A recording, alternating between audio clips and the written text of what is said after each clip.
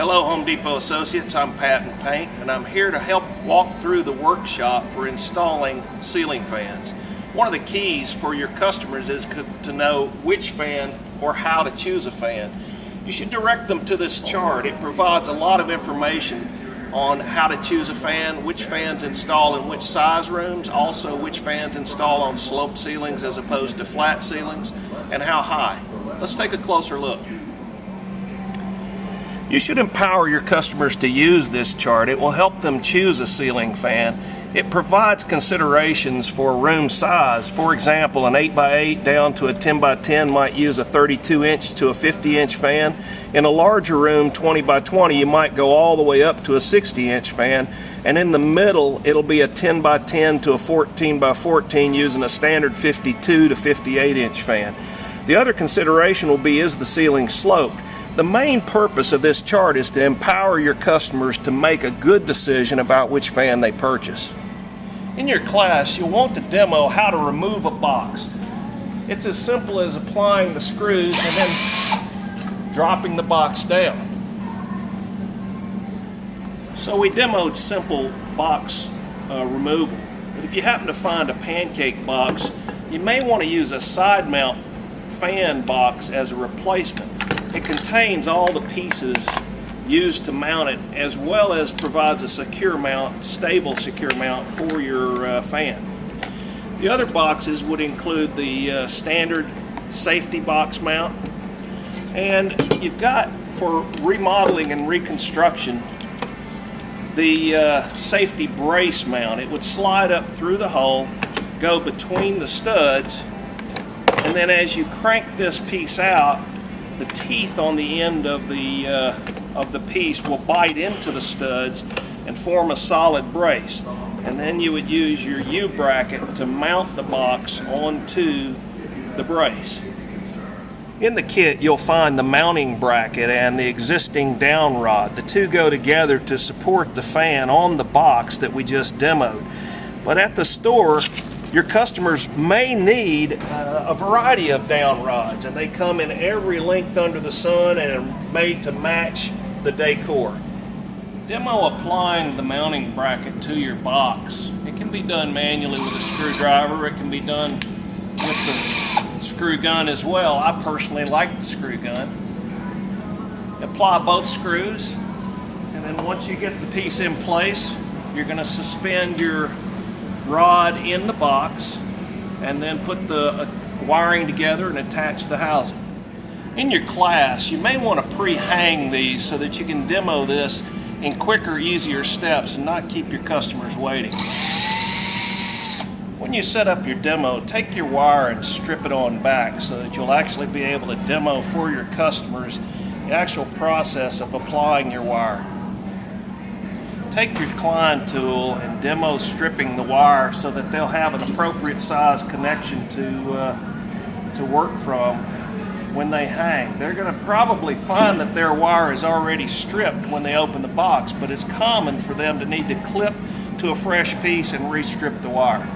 On the Klein tool, you'll see the gauges marked. Show your customers how this works. This is 14 gauge wire, and you're going to want to use the 14 gauge cutter to strip the wire. Make sure that your customers understand that there's a sequence they need to follow. This housing covers the box. It's like a beauty ring, but to get the install right, you have to put it over the top and then use the pin to support on the down rod and tighten down the lock nut so that it's firm on the support rod. Although this is a short down rod, most of the kits are going to provide you plenty of wiring to run through a much longer tube. You're going to start at the bottom and work your wiring up through the tube, and then when you get it clear, you're going to go ahead and suspend the fan using this pin through the hole in the down rod. With your wire slid all the way through the down rod, take your guide pin and just slide it through the housing. Pull that housing up out of the way, then you can reconnect the whole system with your Carter pin, and that'll lock it in. And then all you have to do is tighten up your lock nuts on the side using a wrench. Your wire nuts come in a package in the kit, and you're going to apply the ground wires together, the black wires together. There's also a wire in here that indicates that it's for the light. Make sure you follow the instructions, or encourage your customers to read the instructions on which wire this connects to. Using your ground wire as an example, you're going to group your wires, and your wire nut simply screws down and tightens. Your customers will see this as a simple way. Make sure you encourage them to use the correct size wire nut for the correct gauge wire. After you secure the down rod, then tuck your wires into the electrical box, and then you're going to locate the beauty ring in place and secure it. The next step will be to assemble the fan blades and attach them to the fan. And this 24-inch fan blade is a micro. It's made to go in closets and small rooms. It assembles rather easily. You've got one assembled piece here, the nuts attached to the bottom of the piece. One thing I really like is that they've already mounted the screws onto the arm, so when you go up to install it on the fan, they're snug in place. We'll see that in just a minute. Right now, let's just take a look at putting one together.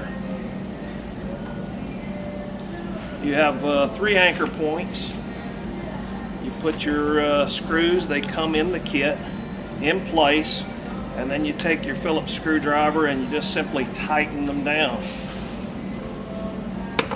And when you get all 3 in place, your fan blade looks like this, and it will install on the fan. We're going to assemble the rest, and then let's put them together on the fan. Fan blade installation can be interesting, but they actually make it simple. There's a keyway built into the motor, and that keyway slides right into this slot. You want to show your customers this one little key so that they get the blades in the right position. Once they line up on that keyway, they just take their Phillips screwdriver and snug the blades right into place. We'll have all 4 up in no time. As a practical note, I would usually recommend to my customers that they spin and recheck the tighten on all of the fan nuts before going to the light fixture. It'll save backing up a step. The beauty of this system is that they have quick connects for the lights, and you just clip them together. Your customers are going to love these. No wire nuts involved, just slip them together. The screws that attach here go into the sides of the housing. Let's take this apart and put the bottom on. When you're giving instruction, make sure you make it easy on your customers. Show them this notch that lines up with the reverse switch inside the housing. It'll also make it easier for them, knowing that that goes in this position, to line everything up as they slip the light fixture in place. And then you're going to take your screws and align them in each of the 3 holes, and it will secure the light in place. With the light fixture in place, we're going to install the bulb. A compact fluorescent is included with this kit for energy saving. And then it's just simply a beveled edge that clips into place in the housing. And then you attach your fobs and turn the switch on, and you're ready to go. Your fobs are included in the kit, one for the light, one for the fan speed adjustment. They attach with a standard chain clip, and they can be adjusted to the height of the room. Your standard fan is going to install at about 8 feet above the floor. It's reversible so that you can push the hot air down or the cool air up, depending upon the season. Finally today, you see me wearing my regular everyday glasses. They serve as safety glasses, but don't forget that if you don't wear regular glasses, get you a pair of safeties. I've used the drill some on this project, but you can do the entire project with a simple Phillips screwdriver and a wire cutter and a couple of other tools. When you show your customers how to wire, be sure you actually take a switch and wire it for them. Show them how the wire is pulled through the box, and also talk with them about the fact that the switch may not even be in place. It may be wired direct to the fan. You can use this resource as an opportunity for them to learn more about wiring. It's a good study guide for anyone who wants to wire a fan or any other light fixture in their home. Each of the kits comes with an instructional guide that gives quite a few details and follows step by step how to install. Make sure your customers know this. The warranty information is also going to be in their kit. They need to file this warranty for their fan warranty to be good. And finally, There is a number to call for assistance in almost every kit. Be sure to come on HomeDepot.com also and look at the instructional guides. They'll offer you solutions on installs or additions to your fan, like remote controls or replacement blades if you're just renovating. So in summary today, we've covered how to choose a ceiling fan. We've taken you through the steps of putting the fan box on the ceiling and applying the light. We've shown you a brief example of how to prepare the switch. Make certain when your customers do electrical repairs that they shut off the breaker. At community.homedepot.com you'll find additional resources. You'll also find buyer's guides and other examples of how to install fans at homedepot.com.